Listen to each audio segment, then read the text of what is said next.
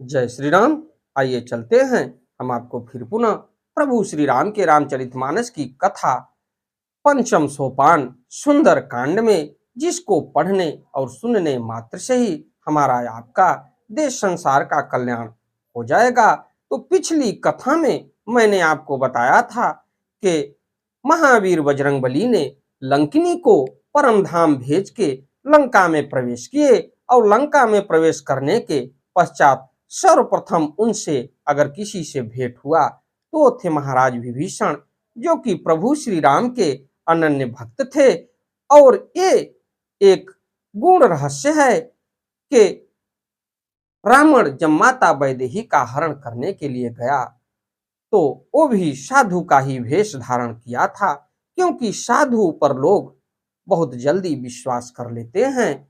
और इधर महावीर बजरंगबली जब विभीषण से भेंट किए तो वो भी शंख चक्र गदा की निशानी उनके दरवाजे पर देख के राम राम का सुमिरन किए, और वो भी साधु का रूप ही धारण करके। तो उनके मार्गदर्शन से महावीर बजरंगबली पहुंचे अशोक वाटिका, जहां माता वैदेही अशोक वाटिका के वृक्ष के नीचे बैठी हुई हैं।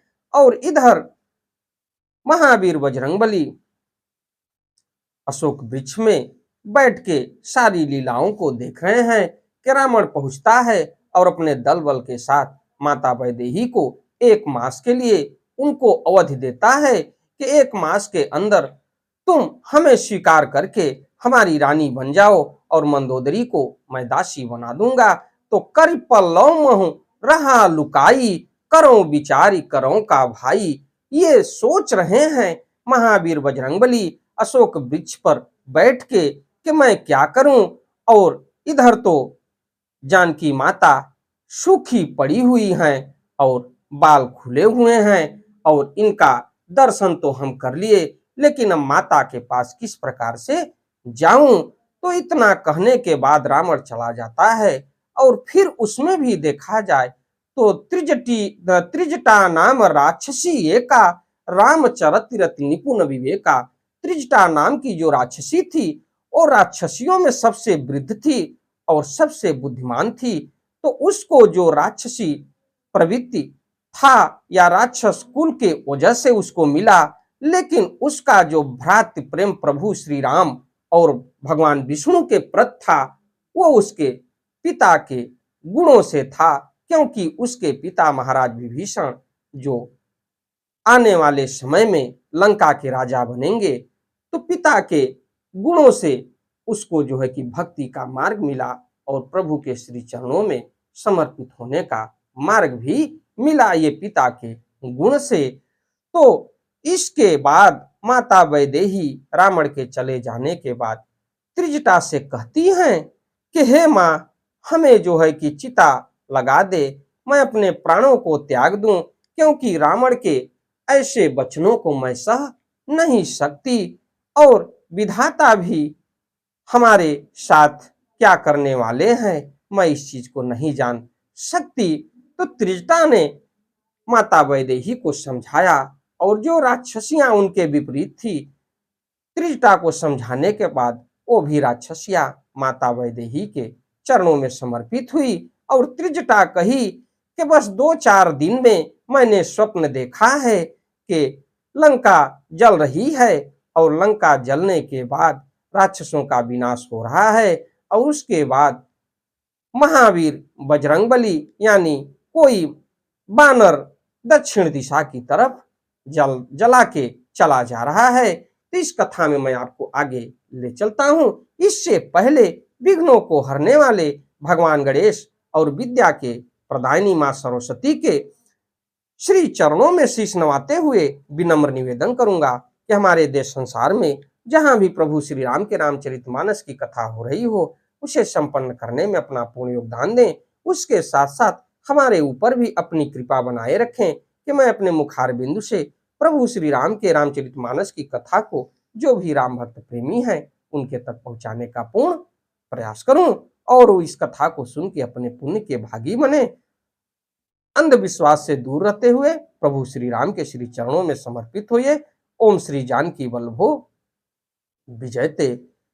तो महावीर बजरंगबली क्या ऐसी निशानी देते हैं कि माता वैदेही को विश्वास हो जाए कि प्रभु श्री राम के भेजे हुए आप दूत ही हैं। तो तब देखी मुद्रिका मनोहर, राम नाम अंकित अति सुंदर, चकित चितौ मुदरी पहचानी, हर्ष विषाद हृदय अकुलानी। तो ये मुद्रिका ऊपर से अशोक वाटिका से प्रभु श्री राम के अनन्य भक्त महावीर बजरंगबली माता वैदेही के सामने गिराते हैं और वो मुद्रिका उठा के देखती हैं और सोचती हैं कि तब उन्होंने राम नाम से अंकित अत्यंत सुंदर एवं मनोहर अंगूठी देखी। अंगूठी को पहचान कर सीता जी आश्चर्यचकित होकर उसे देखने लगी और हर्ष तथा विषाद से हृदय में अकुला उठी। तो जीत को सकै अजय रघुराई, माया ते असिरच नहीं जाई, सीता मन विचार कर नाना, मधुर वचन बोले हनुमाना। तो वे नाना प्रकार से माता वैदेही को ये विश्वास दिला रहे हैं महावीर बजरंगबली कि मैं किसी राक्षस कुल का नहीं हूं, मैं प्रभु श्री राम का भेजा हुआ एक दूत हूं माता। तो वे सोचने लगी श्री रघुनाथ जी तो सर्वथा अजय हैं, उन्हें कौन जीत सकता है। और माया से ऐसी माया के उपादान से सर्वथा रहित दिव्य चिन्मय अंगूठी बनाई नहीं जा सकती। सीता जी मन में अनेक प्रकार के विचार कर रही थी। इसी समय हनुमान जी मधुर वचन बोले और अपने मन में विचार कर रही हैं कि तो प्रभु अजय हैं, उनको कोई जीत नहीं सकता, न इस अंगूठी को दूसरा कोई बना सकता है। रामचंद्र गुण वर्णित लागा, सुनतहि सीता कर दुख भागा, लागी सुनय श्रवण मन लाई, आदि हुते सब कथा सुनाई। तो वे श्री रामचंद्र जी के गुणों का वर्णन करने लगे, जिनके सुनते ही सीता जी का दुख भाग गया। वे कान और मन लगाकर उन्हें सुनने लगी। हनुमान जी ने आदि से लेकर सारी कथा कह सुनाई। अशोक वृक्ष के पेड़ पर बैठे बैठे माता को विश्वास देने के लिए कि किस समय क्या हुआ था, ये पूरी कथा महावीर बजरंगबली माता को सुना रहे हैं। श्रवणामृत जहि कथा सुहाई, कही सो प्रगट होत किन भाई, तब हनुमंत निकट चली गयऊ, फिर बैठी मन विस्मय भयऊ। तो माता वैदेही कह रही हैं कि हे अशोक, हे वृक्ष और हे वृक्षों पर प्रभु के गुणों का गान करने वाले आप कौन हो, हमारे सामने आइए, मैं आपको देखना चाहता हूं कि आप इतने सारे गुणों को कह रहे हैं और इतनी कथाओं को कह रहे हैं, तो मेरे सामने आप प्रकट होइए।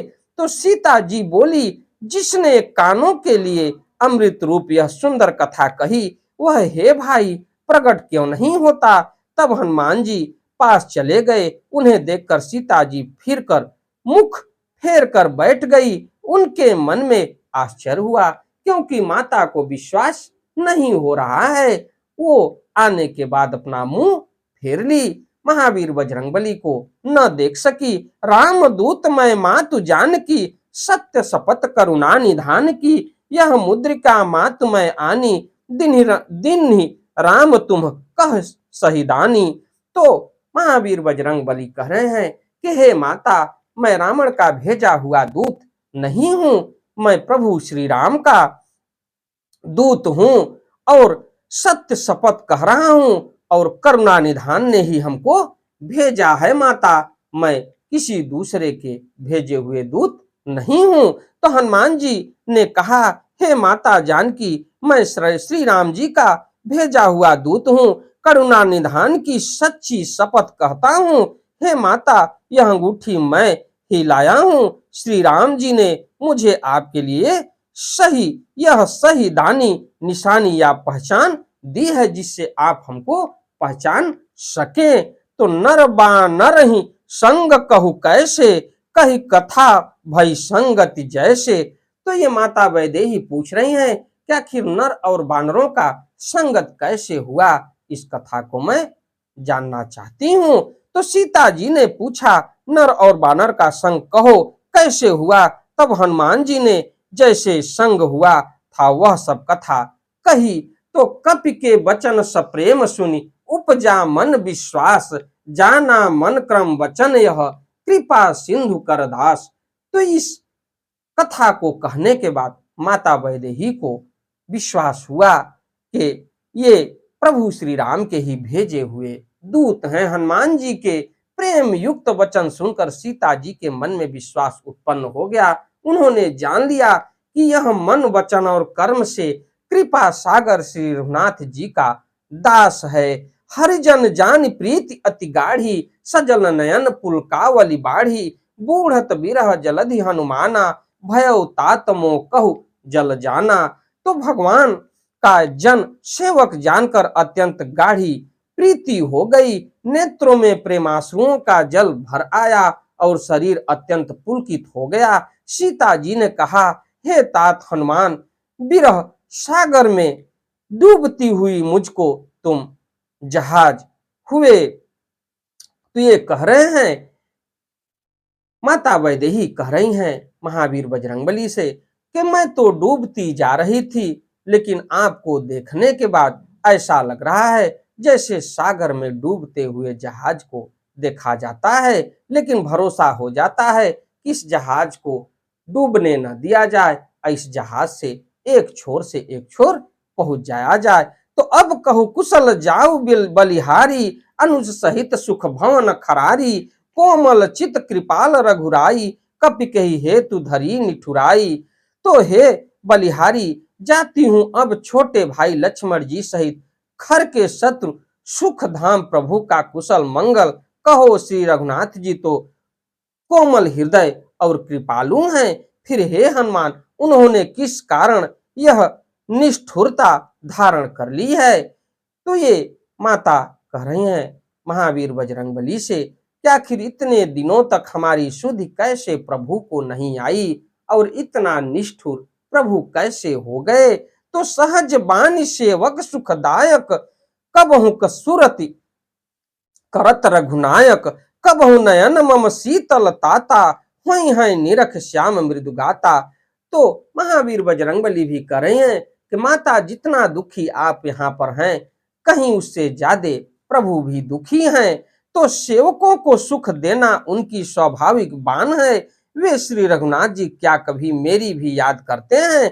तो हे तात, क्या कभी उनके कोमल सावले अंगों को देखकर मेरे नेत्र शीतल होंगे? बचनु न आव नयन भरे बारी, अह नाथ हो निपट बिसारी, देख परम बिरहा कुल सीता, बोला कपि मृदु बचन विनीता। मुंह से वचन नहीं निकलता, नेत्रों में विरह के आंसुओं का जल भर आया।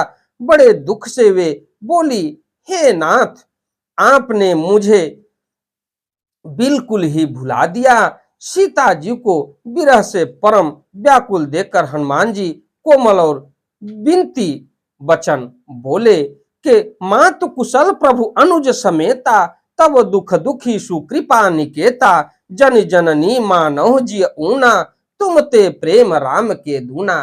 हे माता, आपको भूले नहीं है प्रभु श्री राम, आपसे ज्यादा दुख में हैं और आपकी चिंता हर समय करते रहते हैं, लेकिन वो करुणा के सागर अब लीला आगे करेंगे, उसको आप देखिए। तो हे माता, सुंदर कृपा के धाम प्रभु भाई लक्ष्मण जी के सहित शरीर से कुशल हैं, परंतु आपके दुख से दुखी हैं।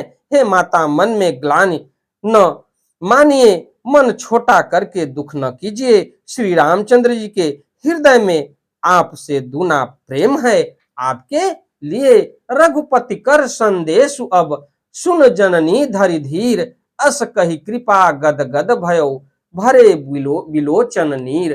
तो हे माता, अब धीरज धरकर श्री रघुनाथ जी का संदेश सुनिए।